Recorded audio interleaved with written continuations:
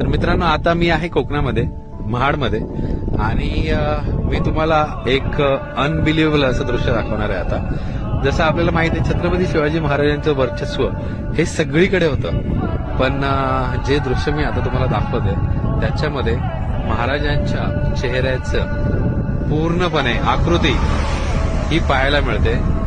जी समोर पर्वतरांग आहे तिकडे बघा, महाराजांची जिरेटोप, त्याच्यानंतर डोळे, नाक, होठ आणि दाढी, हे सगळं बघा किती हुबेहूब पाहायला मिळते.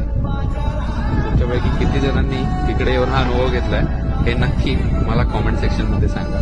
पण खरंच अंगावर काटे आणणारं दृश्य हे आज मी अनुभव करतोय इथे.